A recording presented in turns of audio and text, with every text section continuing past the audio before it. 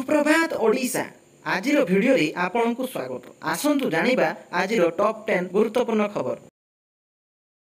चाषी सबुठु बड़ खबर 7 तारिख में पुणी बड़ लघुचाप बंगोपसागर में सुदृश्य लघुचाप गभीर अवपात परिणत होइछि। यार प्रभाव में आगामी 24 घंटे बरगढ़, सुंदरगढ़, झारसुगुड़ा, संबलपुर में प्रबल वर्षा नहीं येलो अलर्ट जारी करिछि पाणीपाग विभाग। सेपटे सर्वोच्च जंत्री कहिसेंति जे महानंदी और बरमुंडरी वर्षा लागिथिले मध्य बन्या स्थिति नाही। आ 3 ରୁ 4 दिन जदि वर्षा हुए तेबे पदक्षेप नियाजिबो। गभीर अवपात परिणत होइछि सुदृश्य लघुचाप। उत्तर झारखंड और तार पाखापाखी अंचल में सक्रिय रहिथिबा अवपात उत्तर और उत्तर पश्चिम दिगरे गति करी शनिवार सकाळ गभीर अवपातर रूप नेइछि। पाणीपाग विभाग कहिछि एहार प्रभाव में आगामी 24 घंटे उत्तर एवं पश्चिम ओडिशार किछि जिल्ला रे स्थान रे भारी वर्षा होई पारे। लघुचाप क्षेत्र ओडिशा ठारू यथेष्ट दूर रे सक्रिय रहिथिबारु वर्षार परिमाण मध्य पुणी 6 तारिख पर बढ़िबो। आगामी 24 घंटे बरगढ़, सुंदरगढ़, झारसुगुड़ा और संबलपुर में प्रबल वर्षा नहीं येलो वार्निंग जारी करा जायछि। आसंता 7 तारिख बेलू आउ एक घूर्णिबलयर संभावना रही जहाँ लघुचाप रूप नहीं पारे। सेपटे सर्वोच्च जंत्री कहिसेंति मालकानगिरी में वर्षा जोगु प्रथम थर पर समस्त जलभंडार में पानी भरी। बालीमेला माछकुंड जलभंडार जलस्तर भल रही। तेबे जिलार किछि तलिया अंचल वर्षा लगी रही रास्ताघाट बुड़ी। सरुनी आलू टेंशन भल लागुनी यूपी आलू नाक टेकुचंती ग्राहक। सरुनी आलू टेंशन नथिले चिंता थिले भी समस्या माने आलू संकट हेबारु पश्चिमबंग बदल में उत्तर प्रदेश आलू मगाइले राज्य सरकार।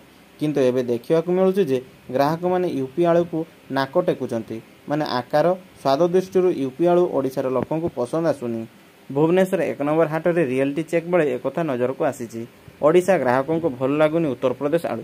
पश्चिमबंग आलू न देबारु उत्तर प्रदेश आलू मगाइले मोहन सरकार। किंतु जना पड़ी जे लोकों को यूपी आलू भल लगुनि।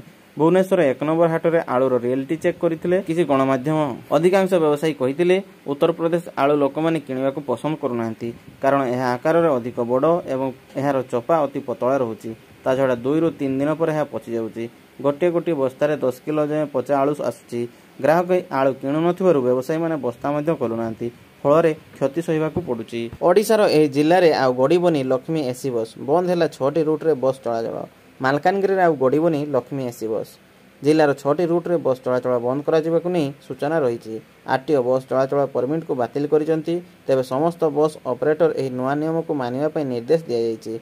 निर्देश अनुसार ब्लॉक रु जिला सदर महकुमा को चलुवा समस्त बस सेवा बंद कराजिबो। सूचना अनुसार राज्य में 57टी लक्ष्मी एसी बस चलाचल करुला। बर्तमान यह मध्य 28टी बस चलाचल बंद कराजिबो। पूर्व सरकार मालकानगिरी जिलूर लक्ष्मी बस सेवा आरंभ करते। नुआ सरकार आसिया पर लक्ष्मी बस चलाचल को नहीं अनिश्चितता देखा देइतला। एबे मालकानगिरी जिले में लक्ष्मी एसी बस चलाचल बंद कराजिबो नहीं ओएसआरटीसी घोषणा करिछि। पुणी बीजेपी बीजेडी भितर चलिबो युद्ध एथर ग्राउंड रे मुहांमुही। पुणी बीजेपी बीजेडी भितर चलिबो युद्ध एथर मध्य ग्राउंड रे हेबो मुहांमुही स्थिति। दुई दलर नेता माने जिला स्तर को जाय जनता को सह जोड़ी हेबे।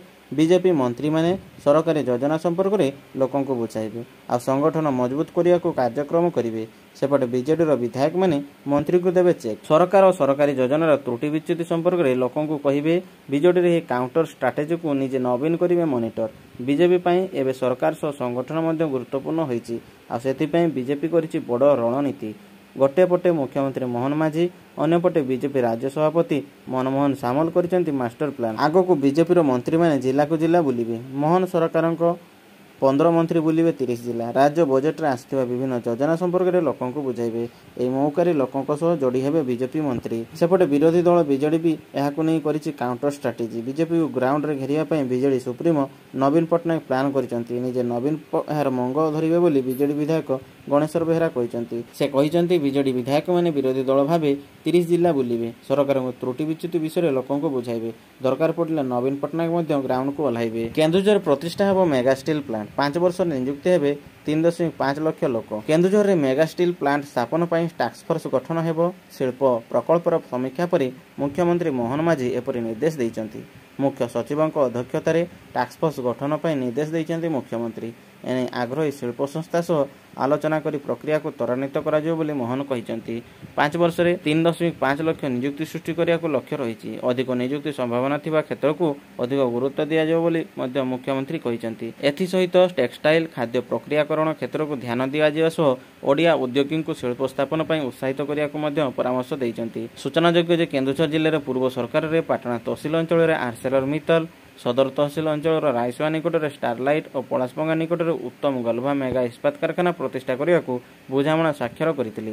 ପରବର୍ତ୍ତୀ ସମୟରେ ଖଣି ନ ମିଳିବାରୁ ଫେରି ଯାଇଥିଲେ। କେନ୍ଦୁଝର ଜିଲ୍ଲାରେ ସୁଦୃଢ଼ ଭିତ୍ତିଭୂମି ରହିଛି। 4ଟି ଜାତୀୟ ରାଜପଥ, ଏୟାରଷ୍ଟ୍ରିପ୍, ରେଳପଥ, ପ୍ରଚୁର କଞ୍ଚାମାଲ ଗଚ୍ଛିତ ରହିଥିବା ବେଳେ କୋଇଲା ଖଣି, ବନ୍ଦରକୁ ମଧ୍ୟ ସିଧାସଳଖ ଯିବା ଆସିବା ପାଇଁ ରାଜପଥ ରହିଛି। ଏହା ସତ୍ତ୍ୱେ ଏଠାରେ ବୃହତ୍ ଶିଳ୍ପ ପ୍ରତିଷ୍ଠା ହୋଇପାରି ନାହିଁ। ଏଣୁ ଖଣି ଥିବା କମ୍ପାନୀକୁ ବୃହତ୍ ଶିଳ୍ପ ପାଇଁ ପ୍ରସ୍ତାବ ଦେଲେ ସୁବିଧା ହେବ ବୋଲି ମତ ପ୍ରକାଶ ପାଉଛି। ପ୍ୟାରିସ୍ ଅଲିମ୍ପିକରେ ହ୍ୟାଟ୍ରିକ୍ ପଦକରୁ ବାଦ୍ ପଡ଼ିଲେ ମନୁ ଭାକର। ପ୍ୟାରିସ୍ ଅଲିମ୍ପିକ 2024ରେ ହ୍ୟାଟ୍ରିକ୍ ପଦକ ଜିତିବାରୁ ବାଦ୍ ପଡ଼ିଛନ୍ତି ମନୁ ଭାକର। ପୂର୍ବରୁ 2ଟି ପଦକ ଜିତିଥିବା ମନୁ ଭାକର ଏଥର ମହିଳା 25 ମିଟର ପିସ୍ତଲ ଇଭେଣ୍ଟ ପାଇଁ ମଇଦାନରେ ଥିଲେ। ମନୁ ଇଭେଣ୍ଟର ଫାଇନାଲରେ ପ୍ରବେଶ କରିଥିଲେ। ପୂର୍ବରୁ 2ଟି ବ୍ରୋଞ୍ଜ ପଦକ ଜିତିଥିବା ମନୁ ଏଥର ସ୍ୱର୍ଣ୍ଣ ପଦକ ଜିତିବେ ବୋଲି ଆଶା କରାଯାଉଥିଲା। ତେବେ ସେ 25 ମିଟର ପିସ୍ତଲ ଇଭେଣ୍ଟରେ ପଦକ ପାଇବାଠାରୁ ମାତ୍ର ଗୋଟେ ପାଦ ଦୂରରେ ରହିଥିଲେ ମନୁ। ଇଭେଣ୍ଟର ଫାଇନାଲ ଖେଳୁଥିବା ମନୁ ମୋଟ 28 ସ୍କୋର ସହିତ ଚତୁର୍ଥ ସ୍ଥାନରେ ରହିଥିଲେ। ସେ ପଦକ ହାସଲ କରିବାଠାରୁ ମାତ୍ର ଗୋଟିଏ ପାଦ ଦୂରରେ ରହିଥିଲେ। ଯଦି ମନୁ ତୃତୀୟ ସ୍ଥାନ ହାସଲ କରିଥାନ୍ତେ ତେବେ ସେ ପ୍ୟାରିସ୍ ଅଲିମ୍ପିକରେ ବ୍ରୋଞ୍ଜ ପଦକ ଜିତିଥାନ୍ତେ ଏବଂ ହ୍ୟାଟ୍ରିକ୍ ପଦକ କରିଥାନ୍ତେ। ତେବେ ଏଥର ସେ ପଦକ ଜିତି ପାରିନଥିଲେ। ଏହି ଇଭେଣ୍ଟରେ ଦକ୍ଷିଣ କୋରିଆର ଜିନ୍ ୱାଙ୍ଗ ସ୍ୱର୍ଣ୍ଣ ପଦକ ଜିତିଛନ୍ତି।